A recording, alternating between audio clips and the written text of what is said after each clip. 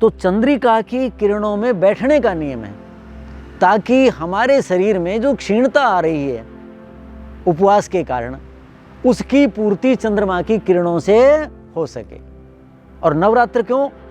मेरे हिसाब से तो ये 7 ही होने चाहिए, या ज़्यादा से ज़्यादा 8। आधी रात के बाद भारतीय संस्कृति में जागने का नियम नहीं है, नहीं जागना चाहिए। तो नवरात्र क्यों कहा? कि रात्रि को ही क्यों कहा? कि मतलब रात्रि को उपवास करें और रात्रि को आप फिर बैठें, भगवान का चिंतन करें, अपनी आस्था के अनुसार, पूजा पद्धति के अनुसार आप ध्यान और चिंतन करें। जो सूक्ष्म बुद्धि वाले हैं, जो विज्ञानमय कोश वाले हैं या मनोमय वाले हैं, वो मौन ही रहें, बोले न।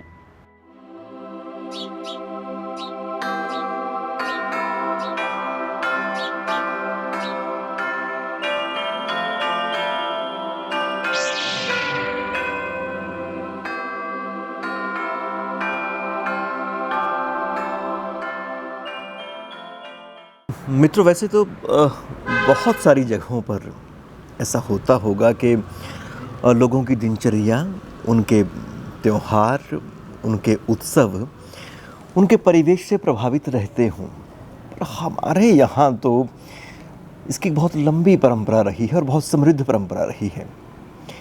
अभी वसंत का मौसम हमारे यहाँ पर चला हुआ है और अभी कुछ दिनों के बाद हमारे यहाँ पर नवरात्रों का एक महाउत्सव आएगा और बड़े ही उत्साह के साथ हम इन दिनों को मनाते हैं। लंबे समय से इसकी प्रतीक्षा करते हैं। साल में 2 दफ़े नवरात्र आते हैं और उसको हम बहुत ही मनोयोग से मनाते हैं। नवरात्र के अंदर एक उपवास का, व्रत का भी विधान रहता है और हमारे यहाँ पर जो भी परंपरा रही है वो लगती तो ऐसी है कि जैसे धर्माचार्यों के द्वारा संस्थापित ये परंपरा है, पर वास्तव में कई लोगों का उसमें बड़ा अवदान, बड़ा योगदान रहता है। तो आयुर्वेद के जो आचार्य रहे होंगे, उनको जब लगा कि वो किस तरह से एक बड़े लोगों के हिस्से तक अपनी बात पहुंचाएं, तो उसे धर्म के अनुष्ठानों का हिस्सा बना दिया गया। तो आज डॉक्टर बसंत कुमार जी गुरुदेव के पास हम फिर से आए हैं, क्योंकि आप लोगों ने जो पिछले उनके वीडियोस देखे, उसके नीचे जो आपके कमेंट्स आए, तो आपको उनकी बात कहने का ढंग, उनकी सादगी और उनकी विषय के ऊपर जो पकड़ है वो बहुत पसंद आई है। तो आज उन्होंने कहा कि वो चाहते हैं कि क्योंकि ये नवरात्र का उत्सव पास है, तो नवरात्र के विषय में जो हमारी एक पॉपुलर अवधारणा है उसे किस तरह से दुरुस्त किया जाए और ऐसी कौन सी चीज़ें की जाएं कि इस समय का समुचित लाभ हमारे शरीर को, हमारे मन को और हमारी आध्यात्मिक यात्रा को हो सके। तो आज बहुत ही विस्तृत ढंग से उन्होंने इस विषय के ऊपर अपनी बातचीत रखी है। हमारी ये बातचीत 3 कड़ियों में रहेगी।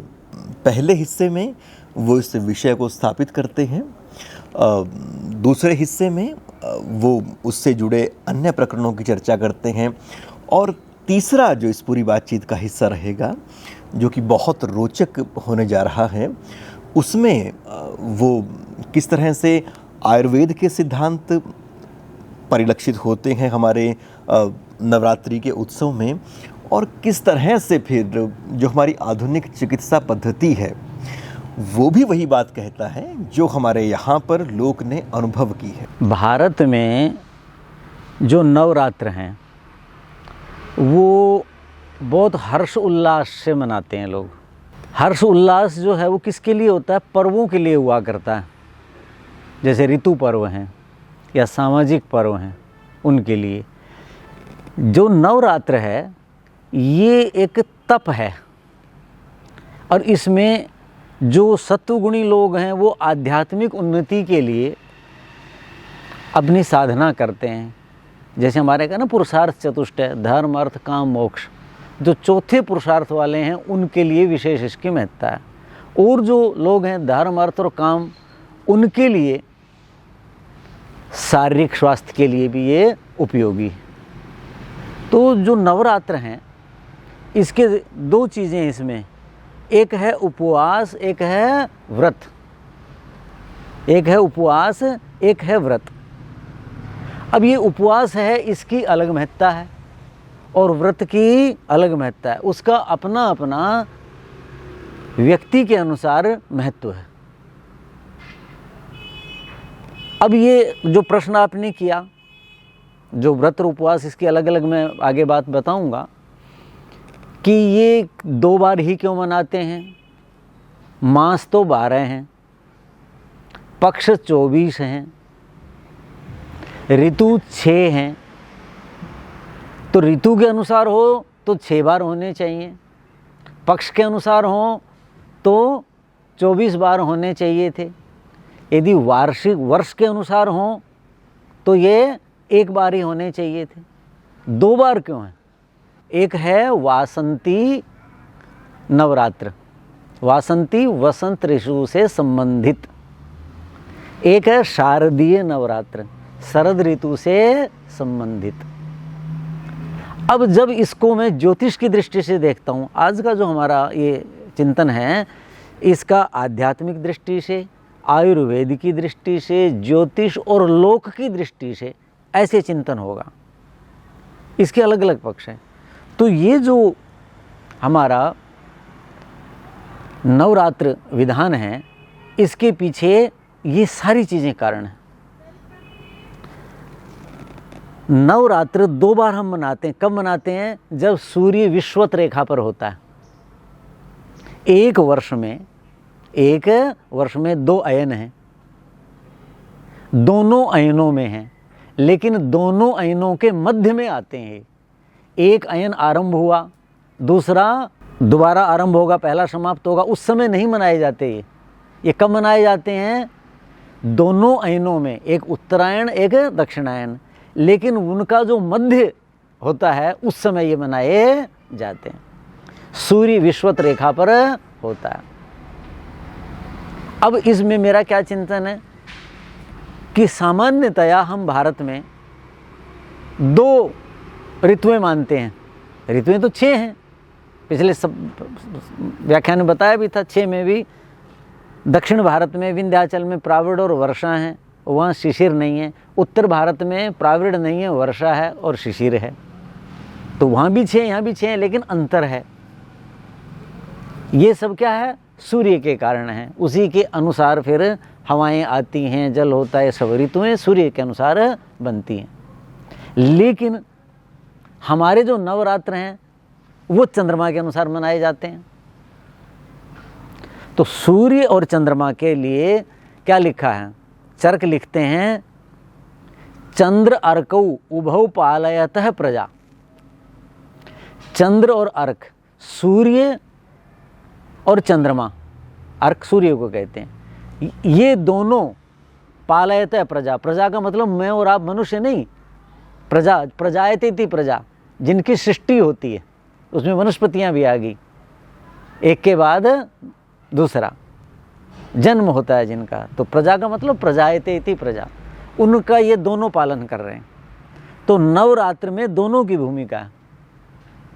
नहीं तो ऋतु के अनुसार हो जाने चाहिए थे, तो सूर्य के अनुसार हो जाते। सूर्य के भी महीने अलग हैं, सौर मास कहते हैं उसको ज्योतिष में, और चंद्रमा के जो महीने वो चांद्रमास हैं। दोनों में चैत्र वैशाख जेठ आषाढ़ नाम भी वही हैं, लेकिन उनकी गणनाएं भिन्न भिन्न हैं। तो मैं फिर अपने उसी विषय पे आता हूँ कि साल में 2 बार मनाए जाते हैं। तो हम क्या कहते हैं? सर्दी में ऐसा था, गर्मी में ऐसा था। बस 2 ही ऋतुएं मानते हैं लोक व्यवहार में, सर्दी और गर्मी। तो जो संधि काल है किसका? सर्दी और गर्मी का। जो संधि काल है वो 2 ही होंगे, एक सर्दी और एक गर्मी। तो उनके 2 क्या होंगे? संधियाँ। एक बार अब वासंती नवरात्र आने वाले हैं वसंत ऋतु के, तो अब शीत का समापन हो रहा है। तो शीत का समापन होगा, ग्रीष्म ऋतु का आरंभ होगा। तो वो जो संधि काल है वो वासंती नवरात्र का समय है। और जब अक्टूबर में, सितंबर के आखिर में, ये 22-23 मार्च के और उधर 23 सितंबर के, तो उस समय वो होंगे। ये तो मैं सूर्य के अनुसार बता रहा हूँ। लेकिन उसके कभी पहले कभी थोड़ा सा बाद में, क्योंकि चंद्रमा जो है उसकी जो गति है और सूर्य की वो भिन्न भिन्न है। सूर्य तो 365 सही 1/4 में परिक्रमा हम कर रहे हैं, लेकिन हम कहते हैं कि सूर्य चल रहा है, व्यवहार में ऐसा ही कहते हैं। चंद्रमा का 354 दिन का वर्ष है और उसका 365 11 दिन का अंतर होता है, तो उसको समाहित कर देते हैं, ज्योतिष वाले प्रसंग में बताएंगे। तो उसके कारण ये नवरात्र कभी आपको पहले दिखते हैं, क्योंकि ये जो ईस्वी संवत है ये सौर गणना के अनुसार है, बहुत साइंटिफिक नहीं है, लेकिन फिर भी संसार का काम चल रहा है। जब ज्योतिष का विषय होगा तो विस्तार से इस पे बताएंगे। तो वो जो है सर्दी और गर्मी का संधि काल है। अब सर्दी का समापन, ग्रीष्म का आरंभ, और शारदीय नवरात्र में क्या होगा, ग्रीष्म का समापन और शीत ऋतु का आरंभ। इसको ऋतु संधि कहते हैं। तो हमने 2 ऋतुएं मान ली लोक व्यवहार के अनुसार, 6 ऋतुओं की बात आज नहीं कर रहे हम। ऋतु के लिए लिखा है धर्मशास्त्रों में, ऋतु संधिषु व्याधयो जायन्ते, ऋतु संधियों में रोग पैदा होते, रोग पैदा होते। इसके लिए अब ये तो धर्मशास्त्र ने कह दिया, जहाँ यज्ञ आदि करते हैं, तस्माद भैषज यज्ञाः, वहाँ लिखा इसलिए भैषज यज्ञ किए जाएं, भैषज कहते हैं औषधि को, वो यज्ञ किए जाने चाहिए, सूत्र ग्रंथों में ऐसा लिखा है, जहाँ यज्ञ का कर्मकांड का विधान है। अब इसको आयुर्वेद किस रूप में देखता है? आयुर्वेद किसका नाम है? जिसने समाज का अनुभव किया। आयुर्वेद में एक पंक्ति है, वैद्यानाम शारदी माता पिता च कुसुमाकर।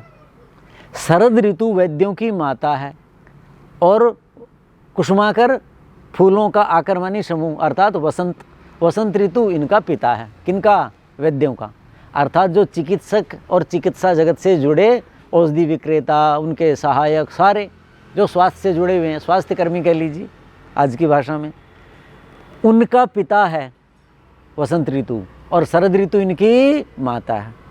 अब पिछले व्याख्यान में हेमंत क्या है, किसी व्यक्ति ने लिखा हुआ था कि हेमंत क्या है? हेमंत ऋतु का नाम है, यानी 20 नवंबर से 20 जनवरी तक की 2 महीने की माता पिता क्यों है ये? जो 10 सितंबर से 10 नवंबर बहुत ज़्यादा रोग होते हैं, बहुत ज़्यादा क्यों होते हैं? कि उस ऋतु में पित्त कुपित होता है। क्या होता है? पित्त कुपित होता है, और उसके कारण हमारे अंदर रोग पैदा होते हैं। कभी डेंगू है, कभी चिकनगुनिया है, कभी जापानी बुखार है। ये डेंगू वगैरह नहीं होते थे पहले, आज से 30-35 साल पहले। तो क्या कहते? ये वायरल है जी। वायरल तो हर एक कोई कह देते हैं जब ऋतु परिवर्तन होता है तो ये बहुत बुखार होते हैं उस समय। वो बुखार नहीं हो रहे, वो पित्त कुपित हो गया है। वात, पित्त और कफ, ये जो 3 धातुएं हैं शरीर को धारण करती हैं, दोष बन जाते हैं। जब ये सम अवस्था में नहीं होते तो दोष बन जाते हैं। तो वो जो शारदीय नवरात्र है वो क्यों किया जाता है? पित्त के समन के लिए, उसको वश में करने के लिए, ताकि हम उसके प्रकोप से बच जाएं। इसलिए कहा शरद ऋतु वैद्यों की माँ है। क्यों है माँ? माँ अपनी संतान का भरण पोषण करती है। अर्थात मैं शरद ऋतु क्या कहती है चिकित्सक जगत को कि बेटे तुम चिंता मत करो, मैं हूँ ना, अर्थात मैं इन मनुष्यों को बीमार करूँगी और ये तुम्हारे पास आएंगे, दवाई वाले की दवाई बिकेगी, उसकी ये बिकेगी, उसकी ये बिकेगी, उसकी ये बिकेगी, सब कर्मचारियों को, सबको खूब मिलेगा। तो उनका भरण पोषण करती है कौन? शरद ऋतु। ये आयुर्वेद कहता है कि ये वैद्यों की, चिकित्सा जगत से जुड़ों की तो माता है, लेकिन और मनुष्यों ध्यान से सुन लो, शरद ऋतु जो है अपने बच्चों के भरण पोषण के लिए तुम्हें बीमार करेगी, सावधान हो जाओ। तो हमारे आयुर्वेद के आचार्य, उन्होंने क्या कहा? उनकी बात कहेंगे भाई ये मत खाओ, मत खाओ, ऐसा रहो, तो नहीं मानेंगे लोग। उन्होंने किन के पास गए? धर्माचार्यों के पास गए। जो मैं कहूँगा मेरी बात नहीं मानी जाएगी, वैद्य की नहीं मानी जाएगी, पंडित जी कह देंगे मंदिर के, तो उनकी बात सिरोधारी है। सामान्य जो समाज है, जो इंटेलेक्चुअल हैं, बुद्धिजीवी हैं, विज्ञानमय कोश के व्यक्ति हैं, उनको जस जाएगी। लेकिन प्राणमय, अन्नमय कोश वाले हैं, उनको तो पंडित जी ही समझा सकते हैं। क्यों? वो उसके साथ लाभ और हानि जोड़ेंगे। ये करो ना तो इससे तुम्हारा ये लाभ हो जाएगा, ये नहीं करोगे तो ये हानि हो जाएगी, अपशकुन हो जाएगा, ऐसा हो जाएगा। तो सामान्य जो मनुष्य है, अन्नमय कोश का व्यक्ति, प्राणमय कोश का व्यक्ति, वो लाभ हानि में ही है बस, कि मुझे लाभ हो जाए, मेरी हानि न हो जाए। वो फिर उसको क्या करते हैं, जैसे छोटे बच्चों को कड़वी दवाई देते हैं तो उसको मिठास लपेट करके ये करके देते हैं ना, और दे दिया कैप्सूल ही उसके अंदर डाल दिया और ऊपर से चला गया। वैद्यों ने कहा कि भाई ये समाज बीमार होता है, वैद्य तो पीयूष पाणी है, वो तो समाज का भला चाहता है। चिकित्सक, वैद्य का मतलब चिकित्सा जगत, कोई भी पैथी हो चाहे, तो वो क्या चाहता है कि भाई ये कैसे ज़्यादा लाभान्वित हो जाएं। तो वो धर्माचार्यों के पास गए होंगे और उन्होंने क्या कहा कि महाराज, पंडित जी महाराज, ये ऐसे करवाओ, ये नवरात्र करवाओ, पहले उपवास फिर व्रत, उसमें इनकी एक चर्या बनाओ। और वो चर्या भी वैद्यों ने ही बताई। धर्माचार्य का तो विषय ही नहीं है ये स्वास्थ्य का, किस पदार्थ के क्या गुणधर्म है, क्या कुपित होगा, क्या संचित होगा, वात पित्त कफ में से कैसे होगा, तो वो सारी चीज़ें उनको बताई। और उन्होंने मंदिर में जब वो लोग आए, पूजा करने आए, वो ये तो कहे नवरात्र करना चाहिए, देवता खुश होते हैं, देवियाँ खुश होती हैं, ये लाभ हो जाएगा, ये लाभ हो जाएगा, नहीं करोगे तो ये हानि हो जाएगी, मनोकामनाएं पूरी होंगी, संतान होगी, मकान बनेगा, नौकरी लग जाएगी, शत्रु की पराजय होगी, तुम्हारे विजय होगी। ये जो संसार है वो सारा उसके साथ जोड़ दिया। तो ये जो नवरात्र हैं ये शरद ऋतु और वसंत ऋतु में ही इसलिए होते हैं, ऐसा मेरा मत है, निष्कर्ष है कि कफ के कारण वसंत ऋतु में और पित्त के कारण शरद ऋतु में, दोनों में एक जैसा आहार विहार नहीं होना चाहिए। क्यों?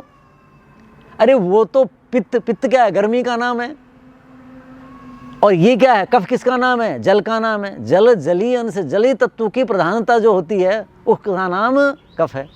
शरीर की धातुओं में जब आग्नेय तत्व ज़्यादा हो जाता है तो वो क्या है, पित्त है, और जब जलीय तत्व ज़्यादा हो जाता है उसका नाम कफ है। और वायु किसका नाम है, रुक्षता का नाम है। कल ही मेरे मित्र हैं चिकित्सक, तो बातचीत चल रही थी ये वो, तो मैंने कहा डॉक्टर साहब भी कुट्टू का आटा खाते हैं। मैं कहा कुट्टू किसे कहते हैं? बोले सिंघाड़े का आटा। तो हमारे यहाँ कोदो लिखा है, वहाँ आता आधा भी है ना, कोदो स्वातो न जुरतो भरी पेट, विद्यालय में पढ़ा हुआ है। तो कोदो मुनि धान्य है, श्यामक मुनि धान्य है, मुनि धान्य खाने का नियम है। लेकिन वसंत ऋतु के नवरात्र में भी और शरद ऋतु में कुट्टू का आटा खा रहे हैं, यानी सिंघाड़े का। जो ऐसा खाते हैं उनके लिए मैं बता दूं, सिंघाड़ा जो है वो शीतल होता है। सिंघाड़ा कब आता है? दशहरे पर आता है, और दशहरे पर क्या होते हैं, ये नवरात्र समाप्त। तो कभी दशहरा, हर साल 11 दिन का अंतर है। और 32 जब महीने हो जाते हैं चंद्र के, तो 33वां महीना उसके बाद एक मलमास आ जाता है, तो फिर अगली साल 20 दिन का, फिर 11-11 दिन पहले आतेंगे। तो इसलिए हमारे त्यौहार वो ऋतु के अनुसार आते हैं। मैं नाम नहीं लेना चाहता, अन्य समुदायों में वो चंद्रमा के अनुसार चलते हैं, वो समाहित नहीं करते सूर्य के अनुसार। तो उनके त्यौहार 18 साल बाद, जो आज गर्मी में था वो सर्दी में आएगा, क्यों 11-11 दिन का अंतर हो जाएगा। 180 दिन के बाद ऋतु उल्टी मिलेगी कि नहीं मिलेगी? 35 जो महीने हो जाएंगे, 11-11 दिन या 34 महीने हो जाएंगे, तो एक साल बाद फिर आएगा, उस ऋतु में बदल जाएगा। तो हमारी यहाँ ये वैज्ञानिकता रही है। तो जो मैं बता रहा था, जो कुट्टू का आटा खाते हैं, सिंघाड़ा खाते हैं, तो मैं शरद ऋतु में जब आती है जी अक्टूबर में, तो मैं कहा करता हूँ भाई सिंघाड़ा ज़रूर खाओ। कि क्यों डॉक्टर साहब? मैं कहा सिंघाड़ा शीतल होता है, ये पित्त का शमन करता है, इसलिए खाओ, आपको पित्त के रोग नहीं होंगे, बुखार नहीं होगा, डेंगू नहीं होगा और कुछ नहीं होगा। डेंगू, ये वायरल, गर्दन तोड़, जापानी, निरे नाम सुने मैंने, यहाँ 35 साल से सुनता आ रहा हूँ। तो मैंने कहा ये बुखारों के नाम हैं, असली कारण इसके पीछे पित्त है। ऐसे ही वसंत ऋतु में पहले चेचक बहुत होती, इसी ऋतु में तो आती थी। चेचक क्या है? कफ का रोग है। अब उसका जो जीवाणु है वो नष्ट कर दिया वैज्ञानिकों ने, बहुत अच्छा काम किया।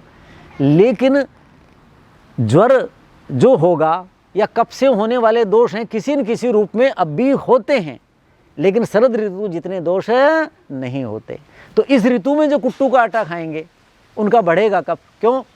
सिंघाड़ा ठंडा होता है, सिंघाड़े का आटा ठंडा होगा, लेकिन वो यूँ खा रहे हैं, ला रहे हैं। और जो सिंघाड़ा कब आया था?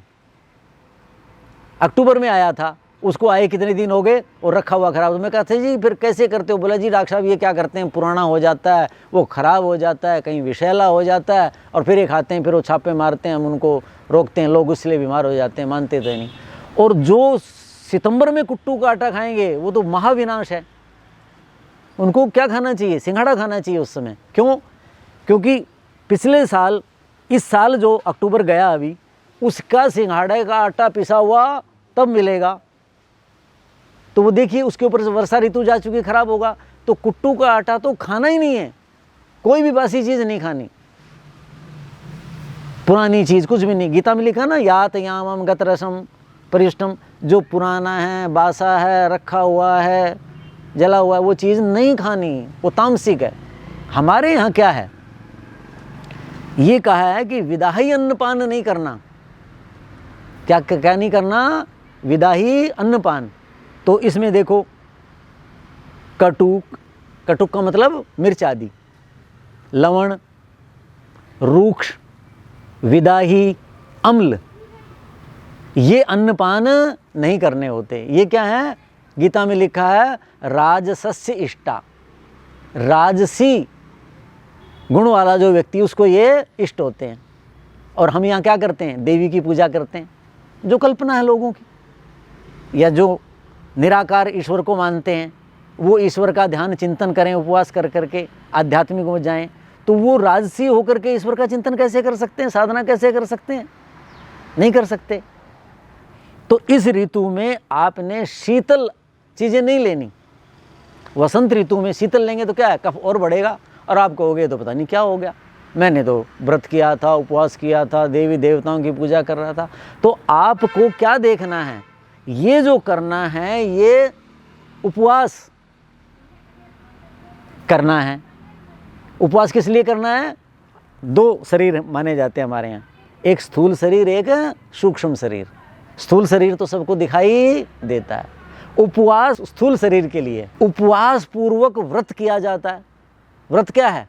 व्री वर्णे धातु से बनता है, कि जो हम वर्ण करते हैं, चुनते हैं, तो व्रत सूक्ष्म शरीर के लिए होता है। तो नवरात्र में हम अपने दोनों शरीरों की शुद्धि करते हैं, व्रत और उपवास के माध्यम से। अब जो शुद्धि करेंगे तो उसमें क्या होगा कि सात्विक ही पदार्थ सेवन करें, और उसमें जल प्रधान, जल। अब ये जो ऋतु है, इसमें जल कौन सा लें? उबाल करके गुनगुना जल लें। जिनके शरीर में कफ की मात्रा ज़्यादा है, यानी शरीर में मांस आदि, मेद चर्बी आदि ज़्यादा है। लेकिन जो वायु के हैं, जिनके रुक्ष होता है, जिनको इस ऋतु में, वासंती नवरात्र में भी शीतल पानी पीने को मन करता है, गर्मी ज़्यादा है या रुक्षता है, वो उबाल करके शीतल किया हुआ जल ले लें। लेकिन जो कफ की प्रकृति के हैं, यानी शरीर में मांस आदि ज़्यादा है, उनको उबला हुआ गुनगुना जल लेना चाहिए। तो वो जल अधिक लें, और ठोस जो पदार्थ हैं वो न लें, धीरे धीरे कम करें। वो ऐसा करेंगे तो उससे क्या होगा कि हमारा शरीर क्या होगा? शुद्ध हो जाएगा। तो नवरात्र जो हैं, ये नो ही क्यों कहे, मुझे नहीं पता, मैंने कहीं पढ़ा नहीं है, लेकिन मेरा जो अपना चिंतन है, इसके पीछे क्या मुझे लगता है कि हम जब व्रत उपवास करते हैं, अन्न छोड़ देते हैं, विदाही अन्नपान छोड़ देते हैं, तो शरीर क्या होगा? वो तो अभ्यास ही है उसका, क्षीण हो जाएगा। जलीय अंश की प्रधानता होगी, ऋतु के फल लेंगे, और अभ्यास काम भी वही कर रहे हैं, सब कुछ कर रहे हैं। तो फिर क्या कहा? चंद्रमा जो है और सूर्य, मैंने बताया ना, दोनों जगत का पालन कर रहे हैं। तो चंद्रमा की चंद्रिका में बैठने का नियम है। ये जो शुक्ल पक्ष है ना, ये तो चैत्र के शुक्ल पक्ष में है वसंत नवरात्र, और वो आश्विन के शुक्ल पक्ष में। नहीं तो आश्विन और चैत्र कृष्ण पक्ष भी तो हो सकता था, दोनों में शुक्ल पक्ष क्यों लिया? क्योंकि चंद्रमा जो है वो रसात्मक है। वो हमारे रात्रि, चंद्रमा, निद्रा, ये हमारे शरीर का पोषण करते हैं। ये क्या करते हैं? रात्रि जैसे दिन भर काम किया, थक गए, पोषण करती है। जैसे घाव भरते हैं, वो सारा काम इनका है। आप लताओं में, वनस्पतियों में देखो तो ये सारा, तो चंद्रिका की किरणों में बैठने का नियम है ताकि हमारे शरीर में जो क्षीणता आ रही है उपवास के कारण, उसकी पूर्ति चंद्रमा की किरणों से हो सके। और नवरात्र क्यों? मेरे हिसाब से तो ये 7 ही होने चाहिए या ज़्यादा से ज़्यादा 8। आधी रात के बाद भारतीय संस्कृति में जागने का नियम नहीं है, नहीं जागना चाहिए। तो नवरात्र क्यों कहा, कि रात्रि को ही क्यों कहा, कि मतलब रात्रि को उपवास करें और रात्रि को आप फिर बैठें, भगवान का चिंतन करें, अपनी आस्था के अनुसार, पूजा पद्धति के अनुसार आप ध्यान और चिंतन करें। जो सूक्ष्म बुद्धि वाले हैं, जो विज्ञानमय कोश वाले हैं या मनोमय वाले हैं, वो मौन ही रहें, बोले न। ये जो नगाड़े बज रहे हैं, ढोल बज रहे हैं, खड़ताल बज रहे हैं, सड़कें रुक रही हैं, ये नवरात्र के विपरीत है। दूसरों को तो नुकसान हो ही रहा है, इसमें क्या होना चाहिए, बहुत मंद स्वर में। यदि कोई एकांतवास नहीं कर सकता, चंद्रिका में अकेला नहीं बैठ सकता, चुलबुली वृत्तियाँ होती हैं, बैठ ही नहीं सकते, कुछ को शांत रख ही नहीं सकते, तो जो व्यक्ति मौन जप नहीं कर सकता, एकांत नहीं बैठ सकता, वो कुछ लोग बैठें लेकिन मधुर स्वर में गुंजार करें, जो आपके कानों को न चुभे। पड़ोसी की तो बात ही नहीं, आपकी शक्ति खर्च न हो, बहुत मधुर ही वाद्य यंत्र हो और बहुत मधुर ही आपका स्वर हो, और भजन कीर्तन करें, लेकिन चंद्रिका में करें। तो ये है कि आप एक एक दिन बढ़ते जाएं। नवमी के बाद आपको जो चंद्रमा है, क्योंकि पहले क्या कहा, पहले दिन थोड़े देर द्वितीया को मिलेगा, थोड़ी देर तृतीया को और ज़्यादा मिलेगा चंद्रमा, चतुर्थी को, और बस नवमी के बाद न करें, फिर आधी रात के बाद हो जाता है। तो मेरा जो चिंतन है वो आप दिन भर उपवास करें, विदाई अन्नपान का सेवन न करें। रात्रि इसलिए कहा है इसको कि रात्रि में चंद्रिका होती है, उससे आपकी क्या होती है, बुद्धि शुद्धि होती है। माता पार्वती कैसे करती थी, ये चीज़ें क्या हैं, आयुर्वेद में इसके बारे में क्या लिखा है, व्रत उपवास के बारे में आज की मेडिकल साइंस क्या कहती है, इसके विषय में हम अगले जो है व्याख्यान में चर्चा करेंगे। तो आज का हम व्याख्यान यहीं समाप्त करते हैं। इसका दूसरा जो चरण है उसमें साइंटिफिक रूप से आयुर्वेद और एलोपैथी उस दृष्टि से और आध्यात्मिक दृष्टि से इस विषय पे विचार करेंगे।